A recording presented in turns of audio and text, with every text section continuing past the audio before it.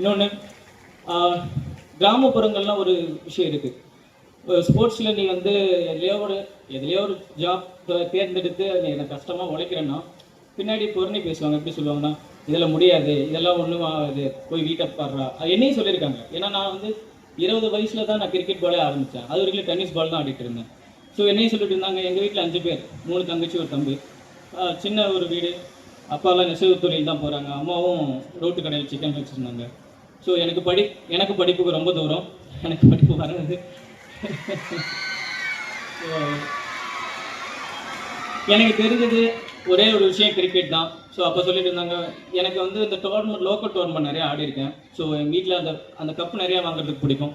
So அந்த மணியை வச்சு தான் நான் வந்து காலேஜில் ஃபீஸ் கட்டி ஸ்போர்ட்ஸ் கோட்டாவில் அந்த ஒரு டோர்னமெண்ட்டில் வின் பண்ணுற காசை வச்சு தான் நான் வந்து படித்தேன். ஸோ இந்த முன்னாடிலாம் ஆப்பர்ச்சுனிட்டி இல்லைன்னு எல்லாரும் சொல்லிட்டு இருப்பாங்க. இப்போ அப்படி கிடையாது.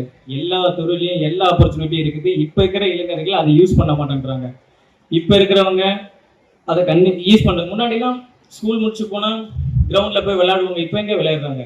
போனால் டிவி முன்னாடி உட்காந்துருக்காங்க, இல்லைன்னா ஃபோன் எடுத்து வச்சுக்கிறாங்க.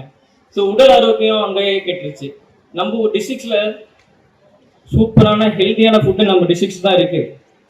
ஃப்ரெஷ்ஷான வெஜிடபிள்ஸ் இருக்குது, காய்கறிகள் இருக்குது, மீட் இருக்குது, எல்லாமே இருக்குது. ஆனால் அது கரெக்ட் நேரத்துக்கு நம்ம சாப்பிட்றது இல்லை, நம்ம உடம்ப நம்ம பார்த்துக்கிறது இல்லை. இந்த ஸ்போர்ட்ஸுக்கு மூலதனமே நம்மளோட உடம்ப நம்ம எவ்வளோ நல்லா பார்த்துக்கிறோமோ அது ரிட்டர்ன் நமக்கு நல்லா கொடுக்கும்.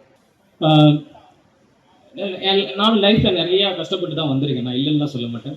ஏன்னா சாப்பாட்டு கூட வழி இல்லாமல், பஸ் ஃபேரு கூட வழி இல்லாமல், கிழிஞ்ச ட்ரெஸ் போட்டுட்டு ஸ்கூல் போயிருக்கேன். ஸோ நல்ல ஒரு என்ன சொல்கிறது, நல்ல ஒரு உடை இல்லாமல் காலேஜ் போயிருக்கேன், ட்ரெஸ் இல்லாமல் கிழிஞ்சு அந்த மாதிரி சூழ்நிலையிலேருந்து வந்திருக்கேன். அப்படிங்கிறப்போ உங்களுக்கு இவ்வளோ அழகான ஒரு அட்மாஸ்பியரை உங்கள் பேரண்ட்ஸ் ஏற்படுத்தி கொடுத்துருக்காங்க. இங்கேருந்து நீங்கள் உங்கள் எய்மை நோக்கி பெரிய இடத்துக்கு போகணும், நிறைய பேர் சாதிக்கணும். இங்கே தான் அதை நான் சொன்னல, ஃப்ரெண்ட்ஸ் அந்த கஷ்ட காலங்களில் தோல் கொடுத்து நின்னாங்க, இன்றைக்கி நான் அவங்கள பார்த்துக்கிறேன். அதே மாதிரி இங்கே தான் உங்களுக்கு உண்மையான நண்பர்கள் கிடைப்பாங்க. அவங்க எப்பவுமே கடைசி வரைக்கும் அவங்க கூட ட்ராவல் பண்ணாங்க. இன்னொன்று, எல்லாரோட லைஃப்லேயும் ஒரு வழிகாட்டி கண்டிப்பாக இருப்பாங்க. அது அவங்கள மீறி தான் நீங்கள் வந்திருப்பீங்க. தப்பு ஒரு வரைக்கும் அவங்க சொல்கிற வரைக்கும் கடைசி வரைக்கும் அதை கேளுங்க. எனக்கு இன்னி வரைக்கும் நான் அப்படி தான் கேட்டுட்டு இருக்கேன். ஸோ கண்டிப்பாக அந்த வழிகாட்டி இருப்பாங்க, நல்ல நண்பர்கள் இருப்பாங்க. உன்னை சுற்றி ஒரு நல்ல நண்பர்கள் கஷ்ட காலங்கள் உன்னை மோட்டிவேட் பண்ணாங்கன்னா நீ கண்டிப்பாக மேலே வந்துடுவேன்.